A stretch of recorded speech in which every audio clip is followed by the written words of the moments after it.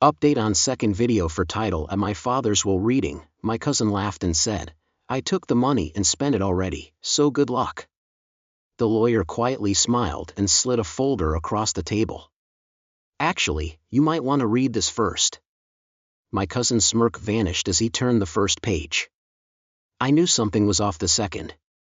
This is the second part of my father's will reading. Before we continue, I just want to take a moment to thank all of you for your incredible support. My channel is so far reaching 1,000 subscribers, and your help means everything to me. If you haven't yet, please hit subscribing, it truly makes a huge difference. I appreciate every single one of you. Thank you so much for being a part of this journey. Now, back to the story. Just as I thought the dust had settled, Mr. Liam did something unexpected. With a calm, almost casual gesture, he slid a folder across the table toward my cousin. The soft sound of paper rustling echoed in the stillness, and time seemed to slow. My cousin's smug expression never wavered at first. He was too confident and ambitious to claim his victory.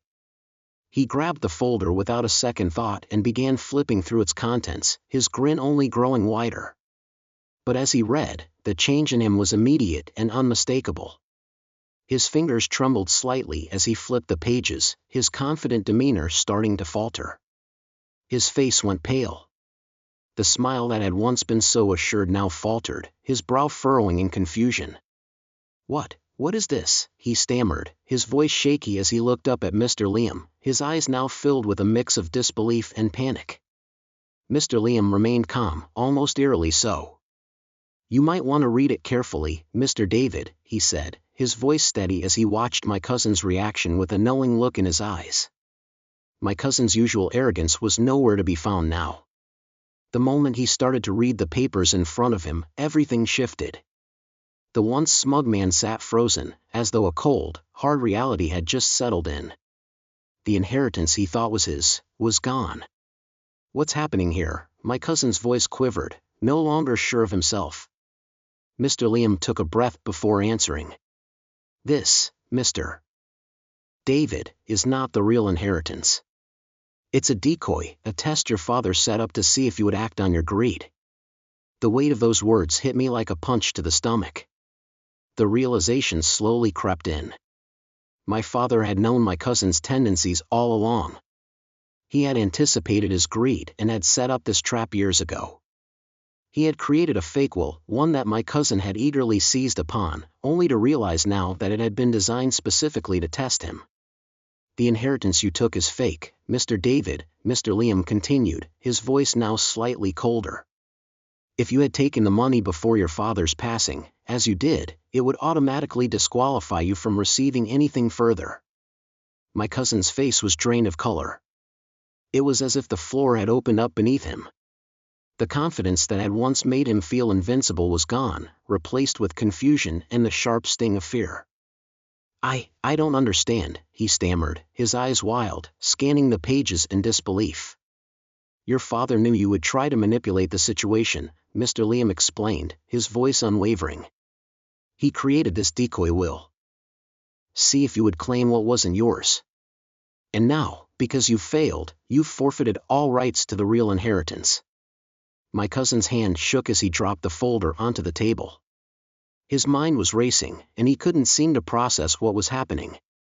The truth had shattered everything he believed, and in that instant, I saw him for what he truly was, a man who thought he could outsmart the world, only to realize he had been outsmarted himself. The trap had been set, and he had walked right into it, unaware. David's world came crashing down the moment the truth hit him. His entire body stiffened, his face flushing with a combination of disbelief and rage.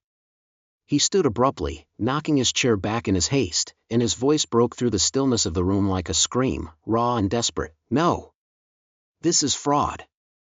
You can't do this to me," he shouted, his hands trembling as they fumbled through the papers in front of him.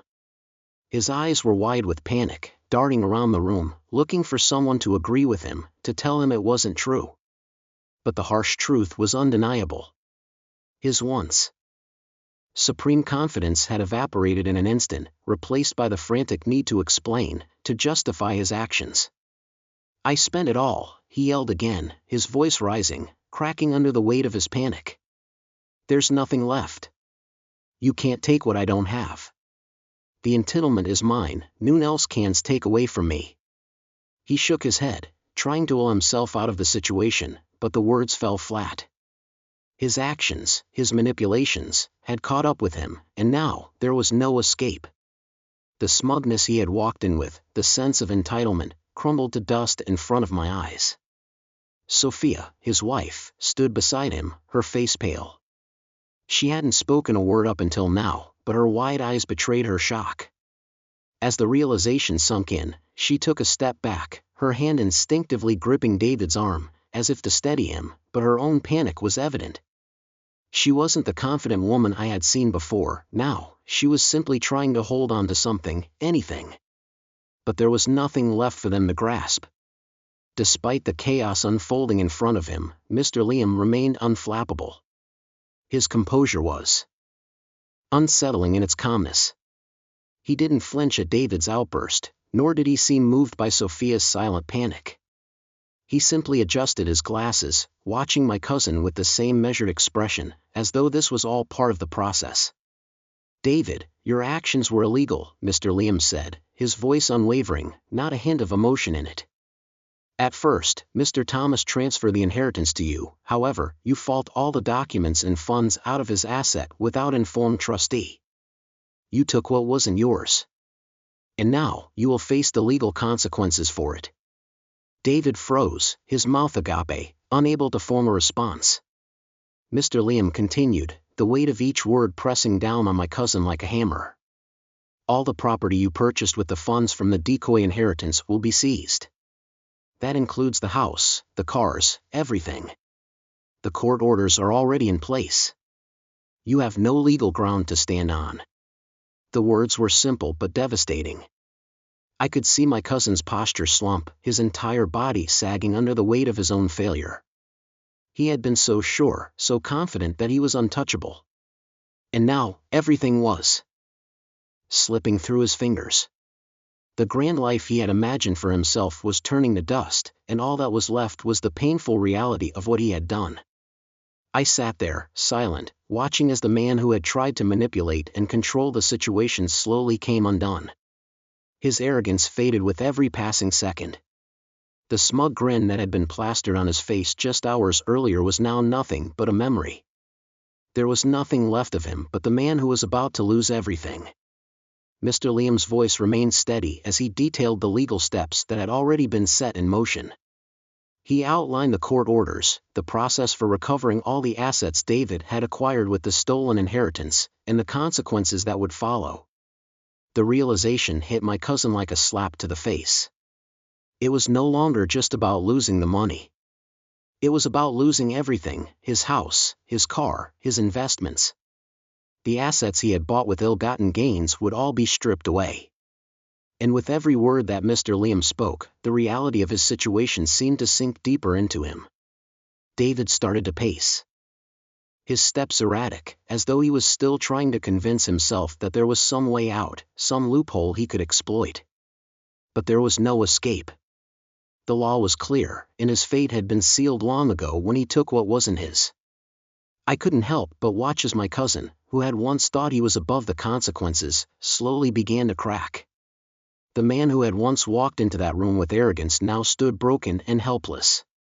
His world was falling apart, and I could feel a strange mix of satisfaction and disbelief as I realized that he had done this to himself. The room, once filled with tension and uncertainty, now felt almost hollow, as though the fight had already been decided. My cousin's fall from grace was complete. He had manipulated and deceived, but in the end, it was his own greed that had destroyed him.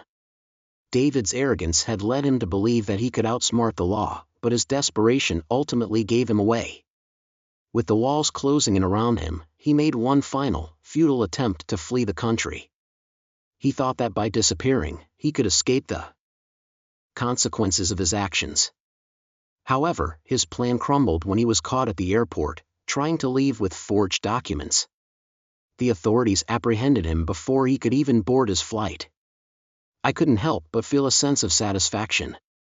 The man who had once walked into the law office with such arrogance, convinced that he was invincible, was now brought to his knees by his own foolishness. David's escape attempt, though dramatic, only sealed his fate, proving that no one could run from the consequences of their actions. Looking back, I realized that everything had unfolded without me needing to lift a finger. My cousin's own greed and desire for control had led him down a path from which there was no return. It was a striking reminder of how people often create their own downfall. David had woven his own trap, and he was now helpless in its grip. This entire ordeal reinforced an undeniable truth: greed always comes with a heavy price. No matter how smart someone thinks they are, no matter how well they believe they can manipulate situations, the truth will always surface. My father had known this, which is why he had set up the entire scenario, watching David's every move and ensuring that his actions would eventually lead to his own undoing. I had never expected much from the inheritance. I had no attachment to fortune or possessions. But what I received, what my father had left behind, was not just wealth, it was his final act of wisdom, a lesson in integrity. In contrast, David, who had thought he deserved it all, lost everything. His greed had led to his own collapse. As I reflected on what had transpired, I realized that the true value of this entire experience was not in the material wealth I had inherited, but in the lessons learned. My father's actions had taught me the importance of integrity, of holding fast to one's values even in the face of temptation. While David's greed consumed him, it was my father's foresight and sense of justice that protected me, ensuring that I learned the right lessons and ultimately received what was justly mine. This experience wasn't just about inheritance, it was about the importance of doing what is right, the perils of greed, and the inevitable consequences that follow. The path of integrity had not only led me to my father's legacy, but had also shown me that true wealth lies not in what you accumulate, but in how you live your life. After David's arrest at the airport, his life unraveled completely. His assets were swiftly liquidated to repay the debts he had accrued, and he faced long-term legal consequences for his fraudulent actions. News of his trial and sentencing occasionally reached the protagonist, who learned that David would spend many years behind bars for his greed. While David's future was sealed, the protagonist moved forward with a renewed sense of responsibility and integrity. The lessons from his father's foresight stayed with him, shaping his decisions and reminding him of the importance of honor over manipulation in the pursuit of success.